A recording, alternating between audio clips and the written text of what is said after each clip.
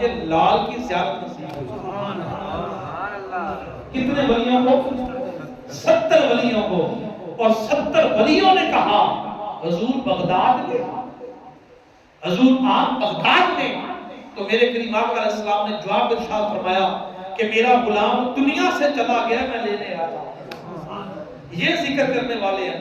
ہم کیا کرتے ہیں؟ ہمارے پاس کیا ذکر کرنے والا ہے؟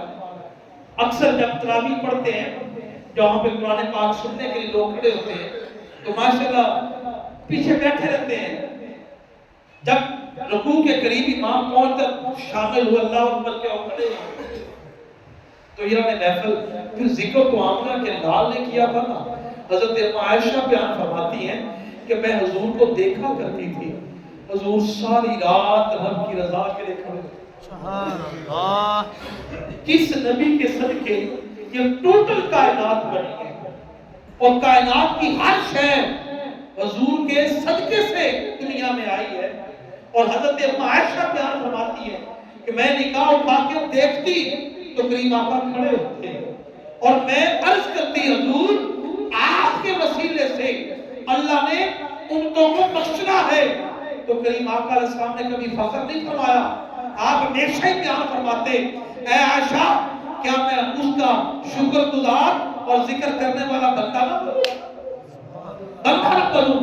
تو حضرت عائشہ بیان فرماتی میں دیکھتی حضور کے پاؤں مبارک سوکھ جاتے تھے، ورم آ جاتا. تو آج ہم جس کا کلمہ پڑھتے کیا ہم نے کبھی اتنی ذکر کے لیے اپنے آپ کو لے کر آئے؟ ہم نے کیا زندگی گزاری ہے؟ اگر امام غلطی سے کوئی رکعت لمبی کر دے تو اگلے دن جانا نہیں ہوتا. وہ امام نماز بڑی لمبی پڑھاتا ہے. تو یاد محفل وہ بھی تو ہے نا جن کی شان اللہ قرآن میں بیان کرتا ہے والذین یبیتون لربہم سجدا وقیاما. کوئی تو ایسے بھی ہیں کہ جنہوں نے سجدہ کیا تو ساری رات سجدے میں سبحان اللہ. اگر قیام ہے تو ساری رات قیام میں گزر جاتی ہے. تو انہوں نے محفل پھر اللہ فرماتا ہے کہ جو میرے ذکر میں آباد ہیں وہ ہمہ وقت آباد رہتے ہیں. جو میرے ذکر سے دور ہوئے میں ان کی زندگی کے دائرے تنگ کر دیتا ہوں، انہیں مشکلوں میں ڈالتا ہوں، انہیں پریشانیوں میں ڈالتا ہوں، تکلیفوں میں ڈالتا ہوں. تو پھر جواب ایک ہی آیا اگر شفا چاہتا ہے تو اس کے ذکر میں آ جا. اگر تو سکون چاہتا ہے تو اس کے ذکر میں آ جا.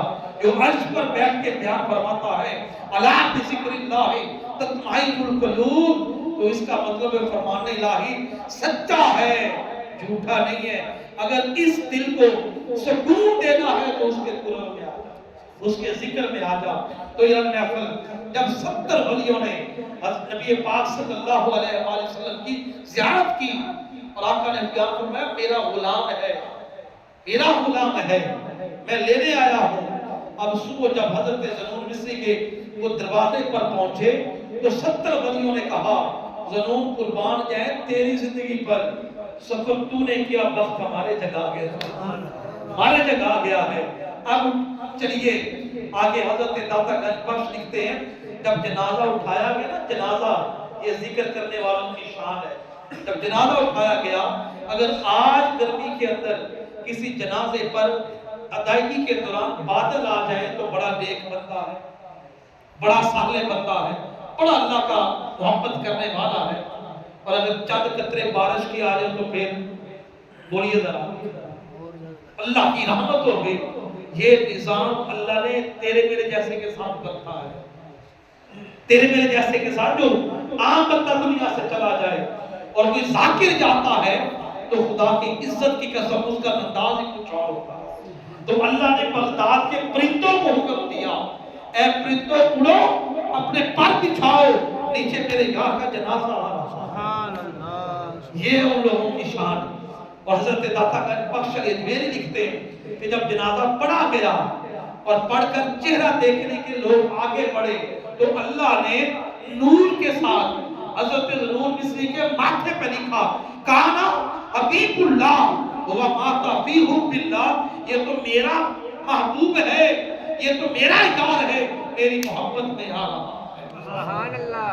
تو ومن اعرض عن ذکری فإن له معیشۃ ضنکا. یہ تو دو تھے جو ذکر میں آئے تو آباد ہو گئے. اور خدا کی عزت کی قسم جو اس کے ذکر میں رہا وہ کبھی مرتا نہیں ہے، وہ ہمیشہ زندہ رہتا ہے، ہمیشہ زندہ رہتا ہے۔ اگر کبھی پڑھنا ہو نا تو سورہ دہر کی تفسیر پڑھ کے دیکھنا، اللہ بیان فرماتا ہے کہ وقت تھا اسی پر، اس کو کوئی جانتا تک نہ تھا، یہ بندہ میرے ذکر میں آیا، یہ میرا ذاکر بنا، اور یہ اتنا ذاکر ہوا کہ میں نے اسے مذکور بنا دیا ہے۔ آج جو کوئی بھی اگر کسی کے لیے پریشانی کے لیے معاملے میں رہتا ہے نا تو اللہ فرماتا ہے میں اسے کہتا ہوں کہ میرے دروازے پہ آ کر تو یہ دعا کر، کیا اے اللہ جو تو نے انعام اپنے پہلوں پر کیا ہے، جو تو نے انعام اپنے، نماز میں سورہ فاتحہ میں کیا پڑھتے ہیں کہ اہدنا الصراط المستقیم صراط الذین انعمت علیہم، اے اللہ جو تو نے ان پر انعام کیا ہے میں بھی تجھے انہی کا واسطہ دیتا ہوں۔ اب یہاں پر جو ذکر ہو رہا ہے یہ اسی کا ہو رہا ہے جس نے ذکر کیا۔ تو جناب محفل ایک اور ایسے اللہ کے ذاکر گزرے ہیں جن کا نام حضرت خواجہ باقی باللہ رحمۃ اللہ ہے۔ پڑھا کریں نا ذاکرین کو بھی، ان کو پڑھا کریں، یہ ٹیلی ویژن پر موبائل پر ان گھٹیا لوگوں کی باتیں سن کر اپنے عقیدے کمزور نہ کریں۔ خدا کی عزت کی قسم کوئی ایک عاشق رسول بھی کھڑا کر بتا دے کہ حضرت داتا غیاث بخش علی اجمیری نے کوئی فتنہ برپا کیا ہو، کوئی ایک بھی بتا دے۔ حضور کا جو غلام ہے، جو وقت کا کلندر ہو، ولی ہو، جو اس مقام پر ہو، اس کی زبان سے خوشبو آتی ہے، کبھی فتنہ نہیں آتا۔ تو جو ہمیں ٹیلی ویژن اور موبائل یا پرنٹ الیکٹرانک میڈیا سے ذریعے جو گمراہ کیا جا رہا ہے، خاص طور پر نوجوان نسل جو ہے، یہ تو بات ہی کوئی مانتی ہے جو اس کے سامنے آ جائے، تحقیق تو ہے ہی نہیں، سوچا تو ہے ہی نہیں۔ تو انہوں نے محفل ان سے جا کے پوچھا کرو نا جنہوں نے حضور کی شریعت کو سمجھا بھی ہے اور پھر اس کے اوپر آگے تبلیغ بھی کی ہے۔ حضرت عمر فاروق رضی اللہ تعالیٰ عنہ کی شان یہ تھی، آپ کو پتہ ہے کہ سورہ بقرہ کتنے سالوں میں حفظ کی تھی؟ سورہ بقرہ کتنے سالوں میں حفظ کی تھی؟ تاریخ میں لکھا 8 سال لگ گئے حضرت عمر فاروق کو سورہ بقرہ کو یاد کرنے۔ اب عقل والے کھڑے ہو گئے کہ یار کیسے ہو سکتا ہے؟ اب تیرا میرا عقیدہ کیا ہے کہ حضرت عمر فاروق نے اتنے سال لگائے؟ اور بھائی وہ سال اس لیے لگائے جب تک حضرت عمر فاروق جو آیت یاد کرتے اپنی زندگی کو اس کے مطابق نہ ڈالتے، اگلی یاد ہی نہیں کرتے۔ یہ تھی ان کی زندگیاں، ان سے جا کے تعلیمات لو لگا۔ ہم لیتے ہیں آج کے میڈیا میں بیٹھا ایک شخص ہے، وہ آپ اور مجھے دھکے سے گمراہ کیے جائیں، ہم اتنی کمزور ہیں بھائی۔ تو وہ اقبال نے کہا تھا وہ زمانے میں معزز تھے مسلمان ہو کر، ہم ذلیل و خوار ہوئے تارک قرآن ہو کر۔ ہم نے قرآن کو نہیں دیکھا، ہم نے قرآن کو نہیں پڑھا، ہر ایک آیت کا میرے رب کی بارگاہ سے کبھی منفی سبق نہیں ملا۔ اللہ نے جب بھی بیان فرمایا ہے اللہ نے بے شک اس کو بیان فرمایا۔ اب آگے چلیے، وقت بھی قریب آ گیا نماز جمعہ کا، بس آخر میں ایک ذاکر کا اور جو بات کر کے موضوع سمیٹتا ہوں۔ حضرت خواجہ باقی باللہ رحمۃ اللہ علیہ، آپ کا مرید پاس آیا، آپ سے محبت کرنے والا، اس نے آ کر پوچھا حضور آپ کے نام کا مطلب کیا ہے؟ آپ کے نام کا مطلب کیا ہے؟ ہر ایک نام کا مطلب تو ہے، کوئی نام بغیر مطلب کے ہوتا ہی نہیں ہے۔ نام ہوگا تو مطلب ضرور ہوگا۔ مثال کے طور پر جس کا نام علی ہے تو اس کا معنی بلندی والا، شوقت ہے تو شان رتبے والا، اشتیاق ہے تو شوق اور محبت رکھنے والا، ہر ایک نام اپنے معنی کے ساتھ ہے۔ تو جب حضرت باقی باللہ کے نام کا مطلب پوچھا گیا تو آپ نے کہا بیٹے جب میں دنیا سے چلا جاؤں جو شخص میری نماز جنازہ پڑھائے اس سے میرے نام کا مطلب پوچھنا، اور اس سے پوچھنا اور جنازہ کون پڑھائے اس نے ساری زندگی نماز تہجد قضا نہ کی ہو۔ نماز تہجد قضا نہ کی ہو، یہ ذکر ہے، یہ ایک اضافی ذکر ہے، اور وہ ذکر کوئی عام ذکر کرنے والا نہیں ہے۔ اس کائنات کا سب سے بڑا ذاکر آمنہ کے لال تھے، یہ آمنہ کے لال ہے۔ حضور رات کے اس پہر میں کھڑے ہوتے جس پہر میں اللہ اعلان فرماتا ہے کہ میں اپنے زمین کے آسمان کے قریب آتا ہوں اپنے بندوں کے.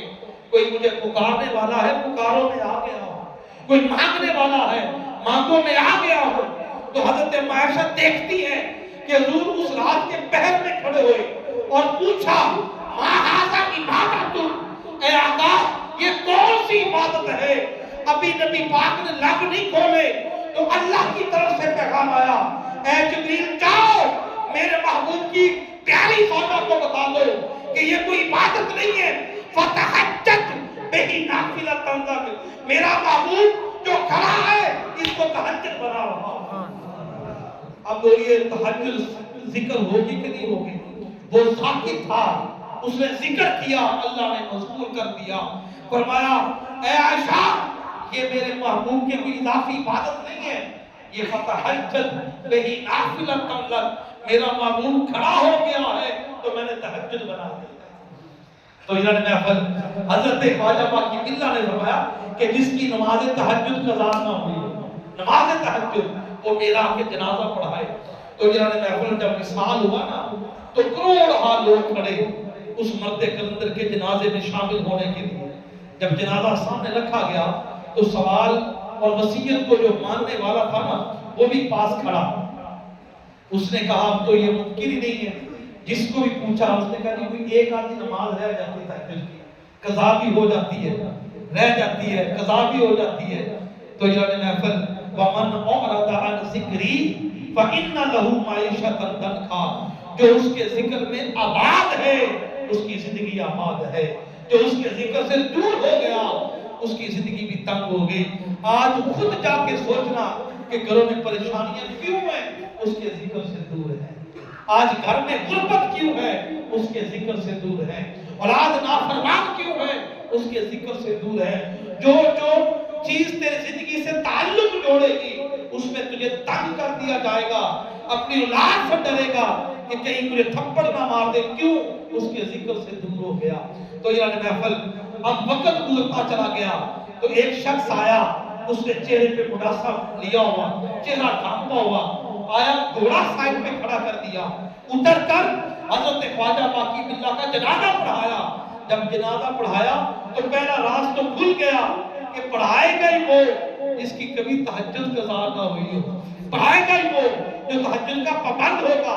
جنازہ پڑھا گیا اور جب پڑھ کر وہ پڑھانے والا واپس اپنے سواری کی طرف جانے لگا نا, مرید آگے بڑھا, ہاتھ پکڑ کر کہا رک جائیے, ایک مسئلہ تو آپ حل کر گئے نا, دوسرے کی وضاحت فرما دیجیے گا. پوچھا کیا ہے؟ تو کہا کہ میں نے مرنے والے سے پوچھا تھا تیرے نام کا مطلب کیا ہے. تو مرنے والے نے کہا جب میں مر جاؤں جو میری نماز جنازہ پڑھائے اس سے میرے نام کا معنی پوچھنا, اور جنازہ تو ہی پڑھائے گا جس کی کبھی تہجد قضا نہ ہوئی ہو. تو جنازہ پڑھا دیا, یہ علم ہو گیا کہ تہجد قضا نہیں ہوئی. آپ ذرا ان کے نام کا معنی بھی بتا دیجئے. گجرا نے محفل لکھنے والے نے کمال لکھا کتب تاریخ کے اندر کہ جب اس نقاب پوشے اپنے چہرے سے کپڑا ہٹایا تو خود حضرت خواجہ باقی باللہ کھڑے تھے. کہا کہ جو مر گیا وہ فانی ہے, جو کھڑا وہ باقی باللہ ہے. تو یہ محفل اللہ فرماتا ہے جو میرے ذکر میں آ گیا وہ ہمیشہ آباد رہتا ہے, وہ زندہ رہتا ہے, وہ مرتا نہیں ہے.